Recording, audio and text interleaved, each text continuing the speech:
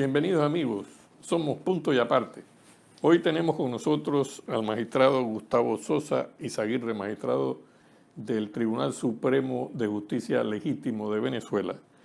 que no es la primera vez que nos visita. Bienvenido Gustavo nuevamente a nuestro programa. Muchas gracias, Carlos Raúl. Y la idea y propósito de haberte invitado es básicamente que nos expongas todas las bases jurídicas, porque hay un concepto que no queda muy claro en la gente que está siguiendo esta crisis hemisférica. Y se piensa que la intervención humanitaria es una cosa que se da a la brava, que se toma la libertad a un país en aras de su seguridad nacional y específicamente Estados Unidos, que la gente pide que Estados Unidos intervenga, pero no se calibra en toda su extensión bajo qué instrumentos jurídicos se puede dar esto, porque hoy en día este tipo de intervención, como se dieron hace décadas atrás, hoy en día políticamente no son viables o se tendría que pagar un costo político muy alto para ellas. En el caso venezolano, tú como experto, explícanos cuáles son los instrumentos jurídicos que ya están en la mesa de la comunidad internacional, ya servida, para que en un momento dado en que esta crisis humanitaria llegue a un punto donde se convenzan de una vez por todas, porque habremos muchas personas ya convencidos de que la vía negociada no va a rendir los frutos que se espera, la comunidad internacional o uno de los actores importantes en la comunidad internacional, o varios de ellos, puedan propiciar una intervención humanitaria. Ok, muchísimas gracias. De verdad que estoy muy honrado de estar en este programa que aunque es muy nuevo, pareciera que tuviese mucho más tiempo porque ya tenía muy buena acogida y he visto cómo ha ido reenviándose y retuiteándose y pasándose la información sobre este programa y los comentarios tan excelentes y sobre todo por lo amplio, la concepción amplia del programa, que no solamente pues los entrevistados son panameños, sino que nos involucran a venezolanos y también eso ha originado un chat que permite la integración de panameños, cubanos, venezolanos en un chat. Sí, hemos tenido cubanos, Sí, hemos tenido nicaragüenses. Y eso permite pues la integración porque evidentemente todo parte de la concepción global de América y del mundo entero y todo parte casualmente de los intereses de la política involucrada en estos temas y de la apreciación e interpretación que se tengan de las disposiciones legales y fundamentalmente cuando ellas atienden a problemas de orden internacional o regulan un ámbito espacial y territorial internacional. Entonces, por supuesto que entonces viene el conflicto, digamos, el obstáculo del manejo ejecutivo, cómo ejecutar esas normas en una comunidad internacional que tiene una observancia sobre ella, puede tener algún tipo de interpretación en algún momento disímil y que siempre responden evidentemente a los intereses políticos, a los planes de gobierno de un partido o de otro que se encuentra en cualquier país de América y adicionalmente a eso a los intereses también que se tengan, que estén en juego desde el punto de vista geopolítico. Cuando nosotros salimos, y esto es una breve reseña histórica del Tribunal Supremo Legítimo de Venezuela en el exilio, cuando nosotros salimos, que fue impactante ver cómo se violaron los derechos humanos, pues nosotros somos la representación genuina, si se quiere, de un grado sumo de violación a los derechos humanos, porque Maduro nos había amenazado con que si nos juramentábamos, pues nos iba a detener, pero no nos imaginamos que la actuación iba a ser tan inmediata. O sea, al día siguiente se le ametralla el carro a dos magistrados y se les recluye en la cárcel política del régimen, en el helicoide, y los meten en un baño mes y medio en condiciones verdaderamente infrahumanas. Entonces, todos los que, el resto de los magistrados que nos fuimos a refugiar a las embajadas y otros en clandestinidad y otros huyeron inmediatamente, pensamos en qué hacer. O sea, si nosotros nos quedábamos en Venezuela, evidentemente nuestra labor de magistrados no podía ser cumplida porque en clandestinidad es imposible sentenciar y producir instrumentos que no solamente alivien y resuelvan la problemática venezolana, sino que además la que se proyectaba hacia toda América, porque el problema de Venezuela definitivamente no es un problema de los venezolanos hoy por hoy, sino que es un problema más que continental y hemisférico. Es un problema que tiene tentáculos, evidentemente, en el mundo entero y además representan conflictos de orden ideológico, de orden político, de orden social y, si se quiere, con el fundamentalismo islámico, representan un problema religioso significativo y de trascendencia mundial. Entonces, cuando nos recluimos empezamos a buscar el amparo a esos derechos humanos en la organización americana que veíamos con mayor viabilidad, dada la posición de flexibilidad tan grande y de apoyo a Venezuela del secretario general Almagro en la Organización de Estados Americanos, y comunicándonos con él pudimos lograr pues la autorización para podernos constituir en octubre del 2017 en la Organización de Estados Americanos.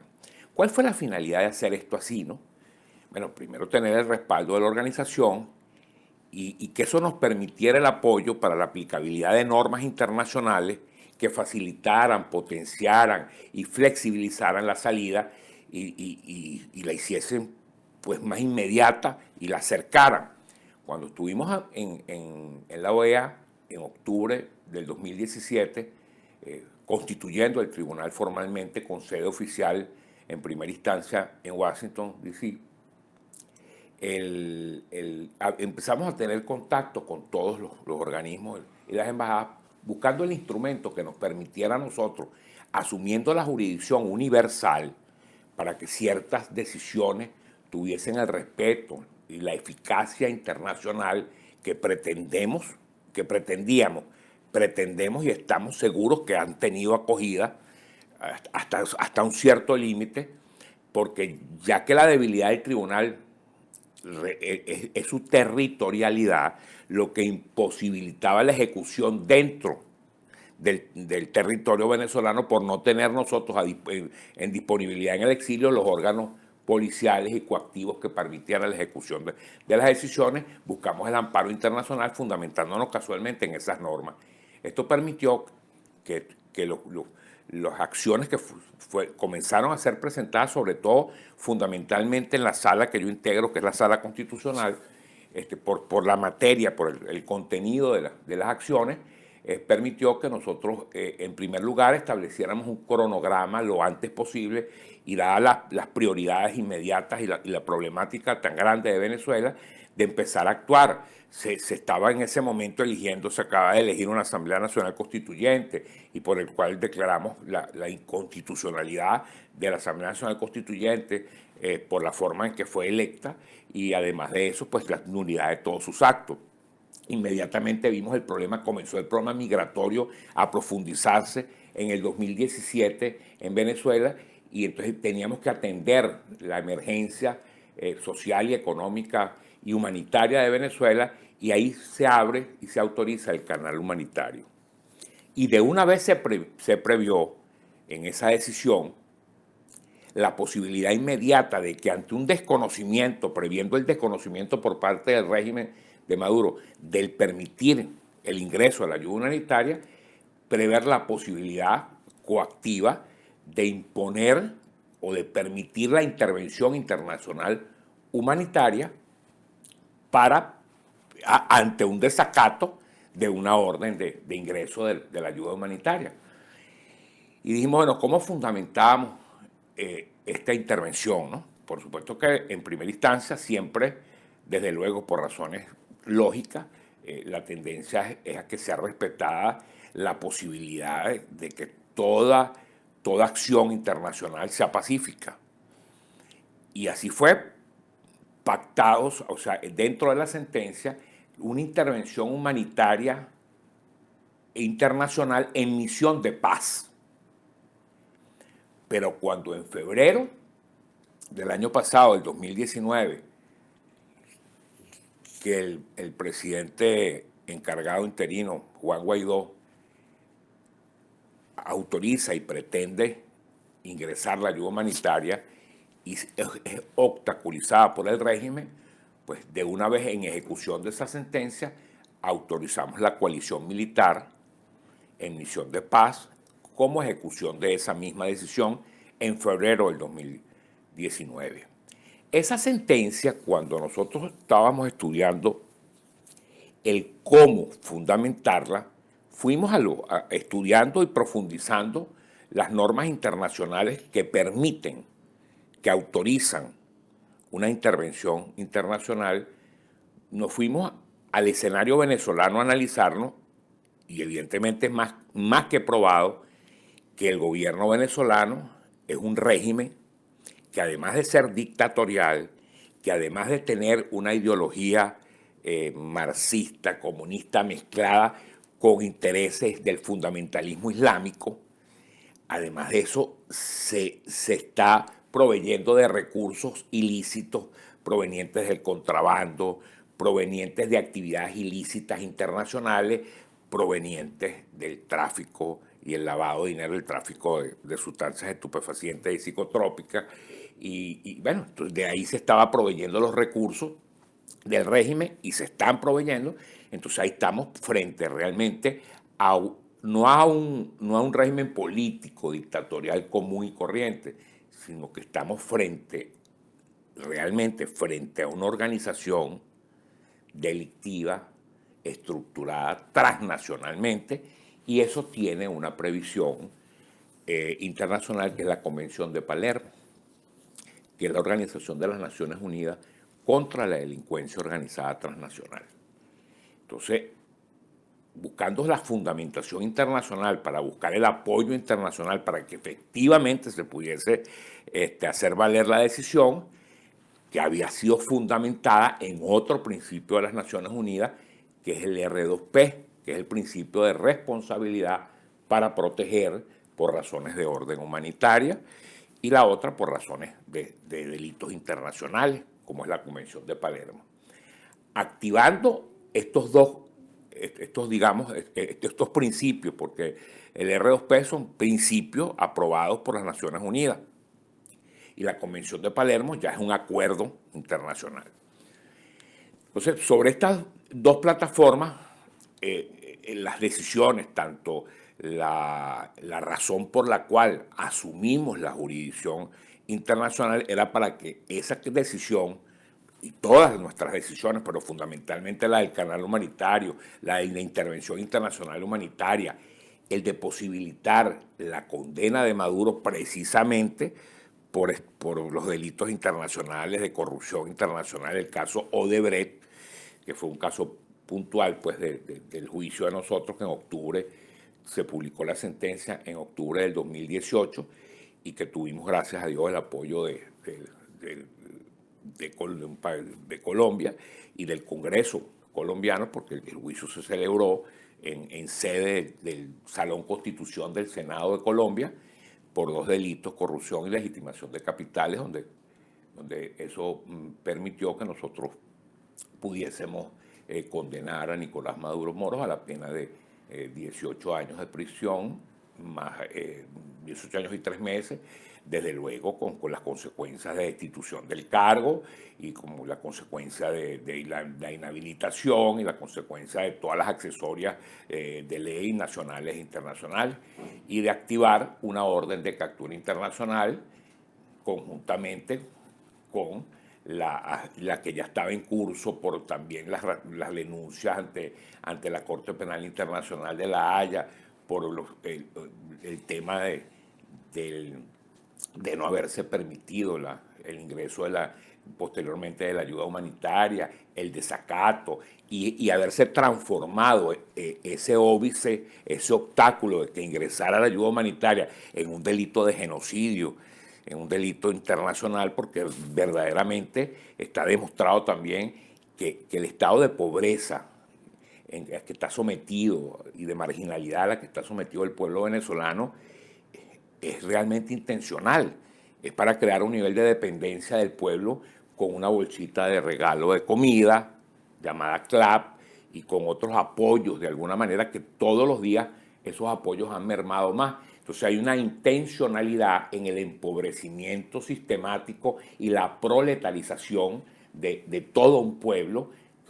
acostumbrado a tener una calidad de vida de otra naturaleza, porque es injustificable que en Venezuela haya la miseria que hay cuando Venezuela es el depósito de petróleo y de reservas internacionales petroleras más grandes del mundo y ha sido un país con extremada bonanza económica y con unas riquezas naturales que hoy por hoy no solamente se trata de petróleo, se trata de aluminio, de bauxita, de oro, de diamantes, de tantas cosas que son solamente aprovechadas por intereses foráneos, intereses internos, o sea, del propio régimen. Entonces todo esto configura una organización transnacional delictual que permitió la activación de la Convención de Palermo, permitió el enjuiciamiento precisamente todo, a través de esta decisión, de estas normas internacionales y de estas asociaciones, de la condena de Maduro en octubre del 2018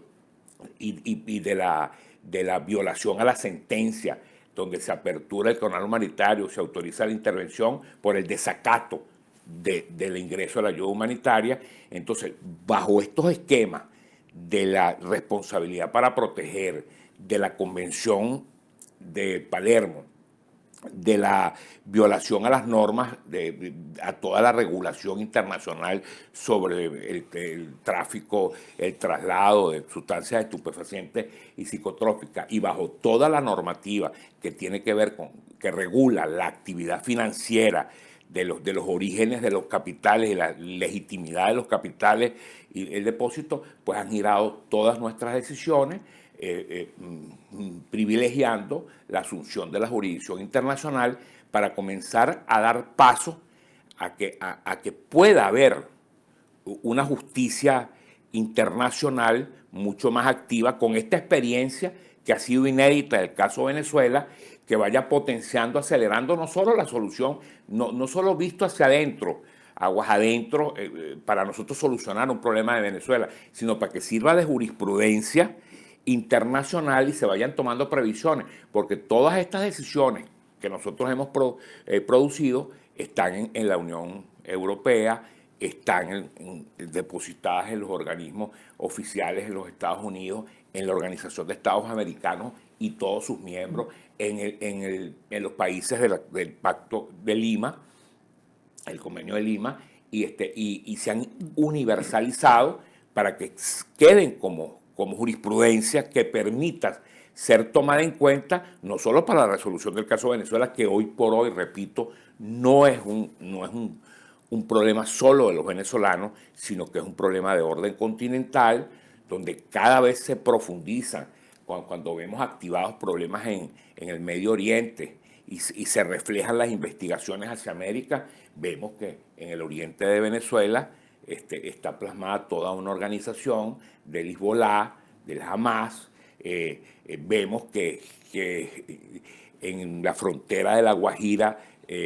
colombo-venezolana tenemos del lado de Maicao de Colombia un aspirante alcalde que tiene orígenes islámicos y se está pretendiendo crear en la frontera otro centro de operatividad del Hezbolá y del Hamas, como existe en esa triple frontera entre Argentina, Paraguay y Brasil, y que además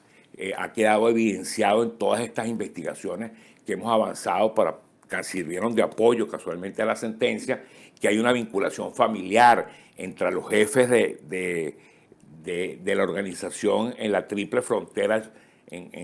al sur en Sudamérica, en Argentina, Paraguay y Brasil. Vemos que es familiar de Tarek El Alzheimer, que fue vicepresidente y ministro del régimen de Maduro, y que hay una vinculación directa con convenios suscritos con Irán y con el Hezbolá y con Hamas. Pues ya esto de verdad constituye no una afrenta, no un riesgo, porque ya la seguridad de Venezuela está arriesgada y está comprometida, sino que es un tema que también está normado, porque por ahí van encaminados la sentencia a explicar, no políticamente, sino por vía jurisdiccional, el atentado